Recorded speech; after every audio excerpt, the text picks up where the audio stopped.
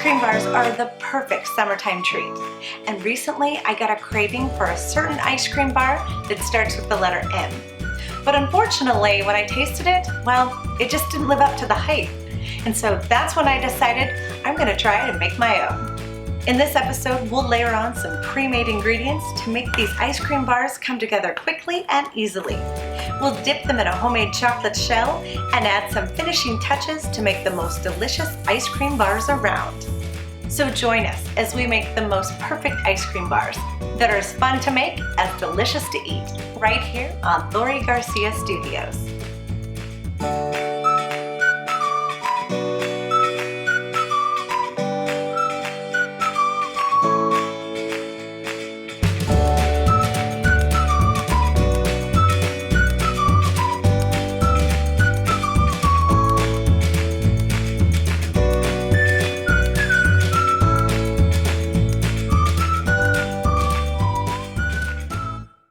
To make the ice cream bars, you'll need store-bought vanilla ice cream.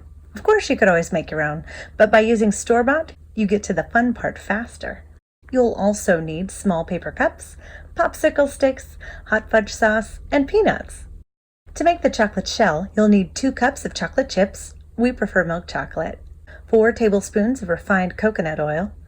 You need refined coconut oil, otherwise your chocolate shell will taste like coconuts. You'll also need sprinkles or chopped nuts.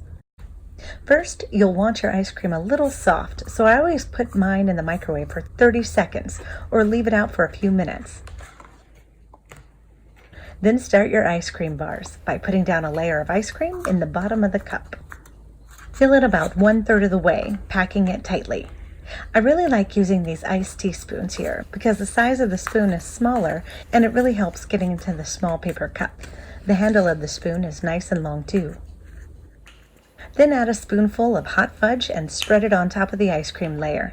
Bonus points if you don't get hot fudge all over the rim of the cup, like I did. Make sure the hot fudge is room temperature too. Anything warmer will cause your ice cream bars to melt before you can freeze them. Next, add in some honey roasted peanuts, if you like nuts. And I do. Oh, these are so delicious. How early in the day can you eat ice cream? Breakfast, you say? Finish the bars by adding another layer of ice cream, filling up the cup. You'll want to pack it down pretty well, but if you push too hard, all your peanuts and hot fudge will spill out too. I'm not above using my hands either. I'm just that kind of girl. Next, put your popsicle stick into the cup, only pushing it halfway through. How long does it take for them to freeze?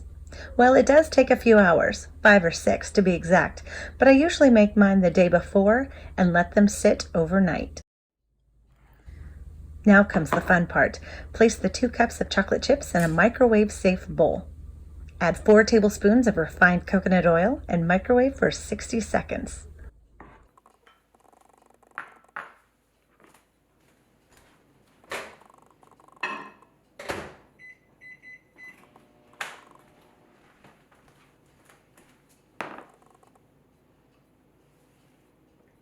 Don't you just love stirring melted chocolate?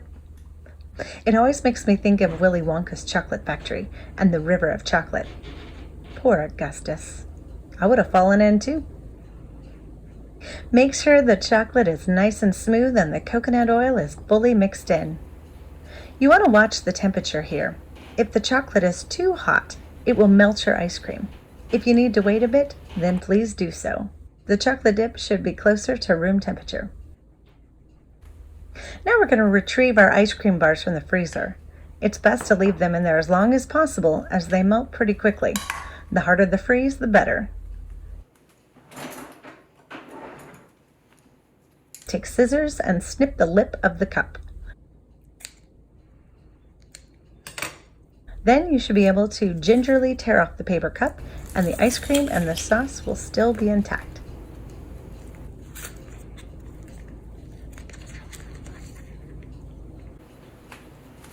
Dip the ice cream bar into the chocolate and swirl it around so that the entire bar is covered.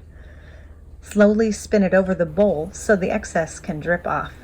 And then hold it over a plate and add colorful sprinkles. For the 4th of July this year, we added red, white, and blue star sprinkles. Then we'll place the ice cream bars back on a tray and place them in the freezer to harden for a few minutes. If you're like me though, chopped nuts are more your thing. Here I'm chopping the same honey roasted peanuts to coat an ice cream bar. You'll want to chop them pretty fine so that they stick to the chocolate shell. Now, a few people are horrified that I chop on my granite countertops, but granite is very strong, and as long as I sharpen my knives regularly, I'm golden. Also, don't tell Rudy, but I would love a lighter granite color. So if these were to show some wear and tear, well, they just might have to be replaced. Darn. Here's the patriotic sprinkles I was telling you about. Aren't they cute? Perfect for the 4th of July. With different toppings, the possibilities are endless. Once the ice cream bars have had a couple of minutes to freeze, take them out and enjoy them. Or leave them in the freezer for up to a week to enjoy at your leisure.